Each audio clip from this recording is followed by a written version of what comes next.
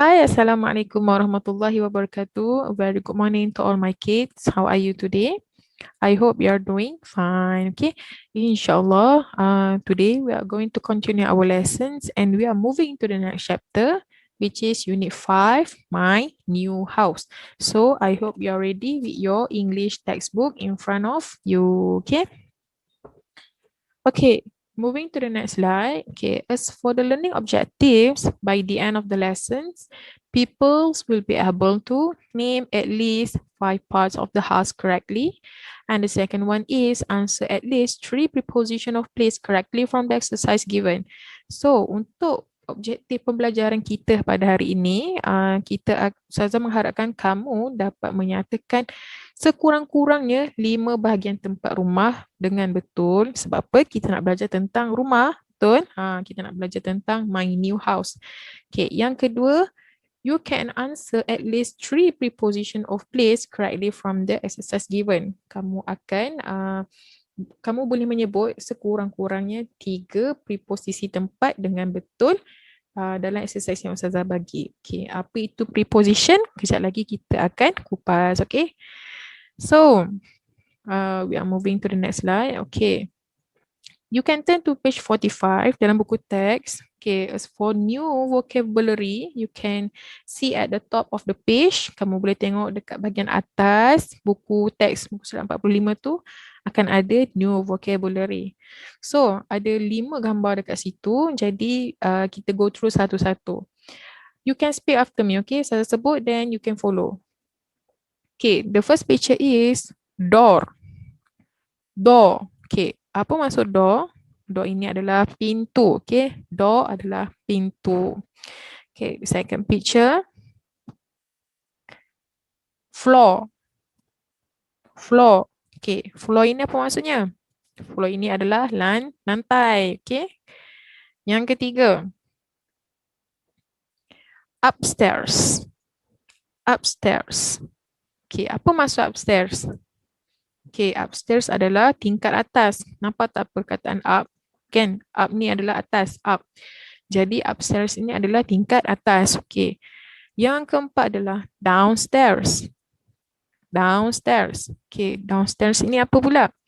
Downstairs ini adalah tingkat bawah. Okay. So, the next picture is, okay, behind. Behind. Okay, apa maksud behind?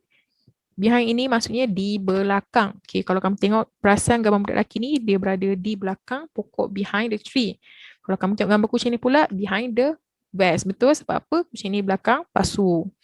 Okay, and the last picture is in front of.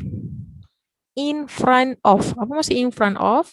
Di hadapan. Berada di hadapan. Okay, so hari ni kita ada 5 vocabulary yang terbaru. Okay, door, floor, upstairs, downstairs, behind, dan in front of. Okay. Okay, class, let us continue our lesson. Kita akan masuk kepada part of the house. Okay, apa maksud part, class? Okay, part ni bermaksud bahagian yang berada di rumah. Okay, dekat rumah kita ni mesti ada bahagian-bahagian kan. Tak adalah kita masuk rumah tiba-tiba terus nampak bilik, nampak dapur. Okay, dia mesti akan ada bahagian ataupun partition. Okay, kita pergi yang kepada gambar pertama. Okay, nampak ni warna hitam. Warna hitam ni apa? Baru saya sebut tadi. Okay, warna hitam ni adalah door. Okay, mesti kita ada pintu utama dekat rumah, betul? Okay, yang pertama ni adalah door. Okay, yang kedua, living room. Okay, apa maksud living room, class? Kalau kamu tengok gambar kat sini, agak-agak apa masuk living room? Ya, ruang tamu. Okey, ruang tamu. Ruang tamu ni lah tempat kita berehat dengan keluarga, tengok TV sama-sama, betul tak? Okey. Yang ketiga, kitchen. Okey, apa masuk kitchen kat sini? Nampak tak ada senduk, ada peti ais? Kitchen ni adalah bahagian dapur. Okey, dekat sini lah bahagian tempat kita masak, kita tolong mak kita cuci pinggan dan sebagainya. Okey, kita teruskan lagi. Okey, ini bahagian apa? Okay, cara sebutan dia adalah dining room. Dining room, okay. Dining room ni apa? Ruang makan. Sebab apa nampak ni? Ada gambar meja makan, ada gambar kerusi, pinggan mangkuk dan sebagainya. Okay, yang keenam, bathroom. Bathroom, okay. Apa maksud bathroom? bilik mandi. Tempat kita mandi, bathroom. Okay, toilet adalah tandas. Okay. Yang ketujuh, bedroom. Apa maksud bedroom? Okay, nampak ni ada katil. Bedroom bermaksud bilik tidur. Okay, so nampak ni upstairs. Kalau kita naik ke atas, ada playroom. Playroom ni tempat main lah, bilik main, bilik permainan. Dan downstairs ada tangga naik dan ada tangga turun. Okay, selalunya dekat luar kita panggil garage. Garage ni untuk apa? Garage ni adalah tempat untuk kita simpan kereta. Okay, so rumah kamu pun mesti akan ada bahagian-bahagian yang sama juga seperti rumah-rumah orang lain. Okay. Okay kelas, tadi kita dah belajar tentang part of the house. Jadi sekarang kita akan masuk kepada preposition of place. Okay, apa yang dimaksudkan tentang preposition? Okay, preposition ini bermaksud adalah preposisi tempat. Kita nak menyatakan sesuatu objek itu berada di tempat mana. Okay, jadi kita akan menggunakan preposition of place. Okay, so kalau kita tengok contoh yang pertama. Biasa tak dengar perkataan on? Biasa kan? Okay, on. The bird is on the box. Okay, the bird is on the box. Objeknya apa dekat sini? Objeknya adalah bird. Is on the box. Okay, apa maksud on? Kita tengok. On bermaksud atas. Kita tengok keadaan objek ni pun berada di atas kotak. Jadi, the bird is on the box. Maksudnya burung itu berada di atas kotak. Okay, ini adalah yang pertama. Okay, yang kedua. The cat is in the box. The cat is in the box. Okay, apa objek yang ada dekat sini? Objek ini adalah kucing. Is in the box. Apa maksud in? Okay, kita tengok apa maksud in. In bermaksud dalam. Okay, kita nampak kan gambar objek ni dekat mana? Okay, objek ni berada di dalam kotak. Jadi jawapannya the cat is in the box. Okay. So yang ketiga. Yang ketiga adalah under. Apa maksud under? Okay, dekat mana objek? Okay, nampak tak objek? Objek berada di bawah kotak. Jadi under bermaksud di bawah. Okay, cuba tengok contoh ayat dulu. The cat is under the box. Okay, objeknya cat is under the box.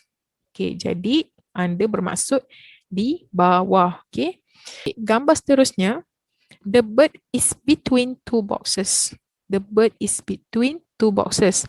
Bird ini adalah objek.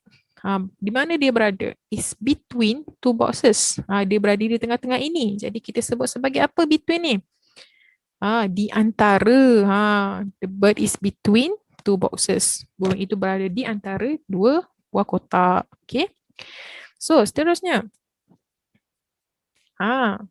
The cat is behind the box. The cat is behind the box. Objeknya adalah cat. Cat ini is behind the box. Behind. Apa maksud behind? Nampak objek ini berada di belakang kotak. Jadi behind bermaksud di belakang. The cat is behind the box. Okay. So, seterusnya.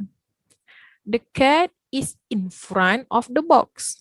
The cat is in front of the box. Okay, cuba tengok objeknya berada di mana?